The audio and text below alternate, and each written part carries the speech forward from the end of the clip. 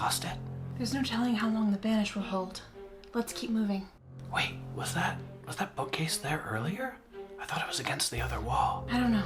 Shut up and move. I told you there was something. Shut up! If you make it attack us, I swear to Shar.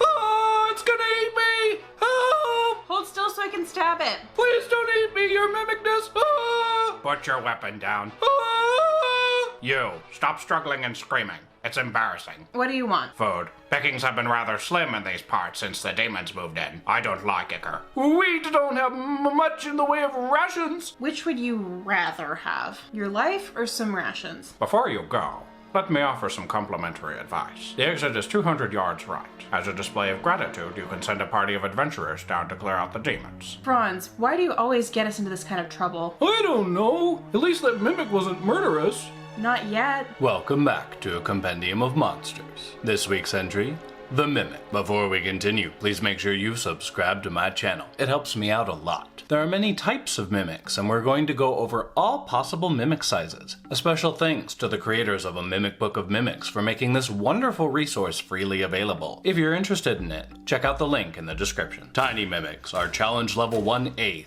Tiny-sized, shape-changing monstrosities. They have an armor class of 12, average hit points of 5, a speed of 5 feet, and dark vision out to 60 feet. Tiny mimics are usually the size of jewelry boxes and primarily feast on hands, elbows, and other extremities that stray too close. Tiny mimics can also mimic a torch, which can be tempting to grab if no one nearby has dark vision. Small mimics are challenge level 1/2. Small-sized monstrosities. They have an armor class of 12, average hit points of 27, a speed of 10 feet, and dark vision out to 60 feet. Small mimics are around the size of bedside tables. End tables are about twice the size of your average microwave. They lie in wait for a careless looter seeking treasure before they strike without mercy. Official mimics are challenge level 2, medium-sized monstrosities. They have an armor class of 12, average hit points of 58, a speed of 15 feet, and dark vision out to 60 feet. These mimics are the most common. They can appear as treasure chests, doors, windows, coffins, gravestones, or possibly small tables. Large mimics are challenge level 4, large-sized monstrosities. They have an armor class of 13, average hit points of 102, a speed of 20 feet, and dark vision out to 60 feet. These mimics are approximately the size of a king-sized bed, allowing them to take the form of sizable tables, carriages, small flights of stairs, statues, desks, stoves, or even bookcases. Huge mimics are challenge level 6, huge size monstrosities. They have an armor class of 13, average hit points of 157, a speed of 25 feet, and dark vision out to 60 feet. These mimics are the size of small stables or even sizable pagodas. Gargantuan mimics are challenge level 10, gargantuan-sized monstrosities. They have an armor class of 15, average hit points of 279, a speed of 30 feet, and dark vision out to 60 feet. These mimics range from 4-person family house-sized to billionaire mansion-sized, allowing for the most terrifying of mimic forms to be realized. Large and larger-sized mimics gain the ability to swallow prey that is 2 sizes smaller than the mimic. If swallowed by a mimic, the creature becomes restrained, blinded, and takes acid damage at the start of each of the mimic's turns. A creature can free itself by attacking the inside of the mimic, forcing the latter to make a Constitution saving throw or regurgitate all swallowed creatures to spaces within 10 feet. If a mimic dies and a creature is still trapped inside, the creature can exit the corpse by using 20 feet of movement,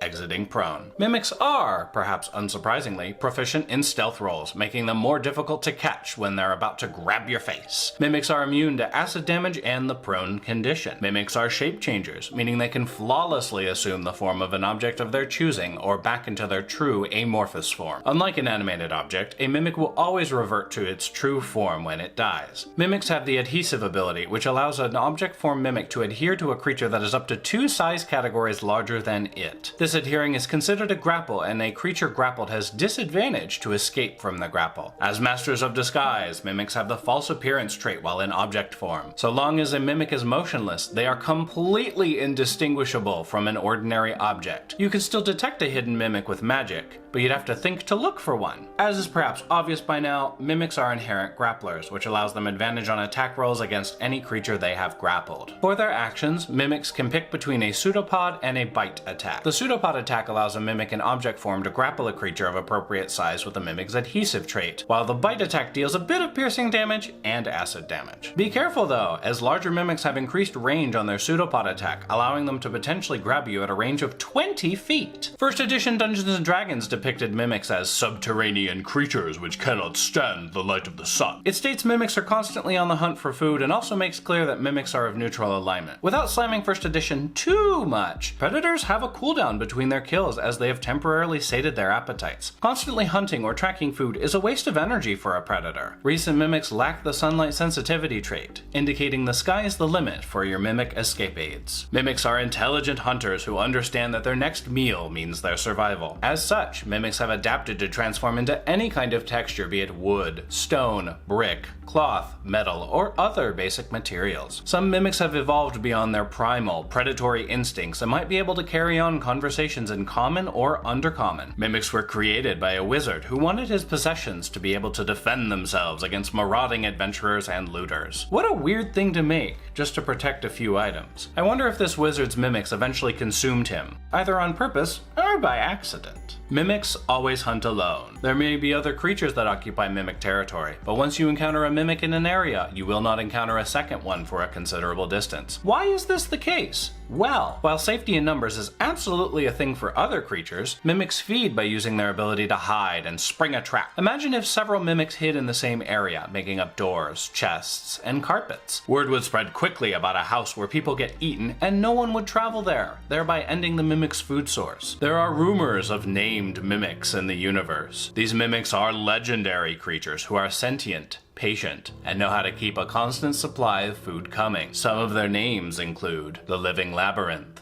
the Kingmaker, the Mimicromnicon, the Mimicopolis, the MSS Blacktooth, and the Patient Mimic Inn. With the November 17th, 2020 release of Tasha's Cauldron of Everything, we have new information on mimics. A new behavior for mimics that is officially canon: mimic colonies. In this incredibly rare occurrence, mimics band together to create a colony, allowing them to bond telepathically and build a sizable structure that can keep a substantial number of mimics safe. But this concentration of mimics creates a regional effect. Mimics within 10 miles of the colony can communicate in common, undercommon, or telepathy out to 120 feet. The colony's offspring gain these abilities innately and can utilize them outside the 10-mile radius. A mimic colony's goal is survival, though it intelligently deals with threats it cannot overcome by force. If the colony can't beat you, they might offer you one of three things: information about a nearby phenomena, hidden treasure, or possibly a young mimic to take on your adventures. If the colony is threatened and thinks it can win the fight, the mimics have lair actions at their disposal. A mimic colony can stop you from moving by restraining you and two others, aid a creature of its choice within 300 feet, spit caustic acid at 3 creatures, or reshape a cube of non-magical material with a volume up to 3,375 cubic feet. The ability to reshape non-magical material is dangerous, as the colony can cleverly use it to encase hostile creatures in prisons of solid rock or metal, effectively removing them from the fight. These lair actions are in addition to the mimics that will spring forward from the colony and attack, so think twice about picking a fight with a multitude of mimics. My players have encountered mimics in multiple scenarios. The first set of mimics was a group of 4 treasure chests in the cultist dungeon underneath the tavern where Nala, Zayli, Barakas, and Torin met. Nala got her hand stuck first, and the rest of the mimics jumped on Barakas, Zayli, and Torin, and they were able to defeat the mimics and press onwards to Jimmy, the flesh golem. The second scenario is during the campaign with Dag, Bells, Marithi, and Fargus. The party got trapped by a vampire spawn named Dalv in a nameless castle. Stripped of their gear, the party needed to find where Dalv had hidden it. They eventually found the chests and got their gear back, but upon exiting the room, Bells was grabbed by a door mimic. Despite their easy victory over a door mimic, that encounter, and the castle as a whole, has helped Bells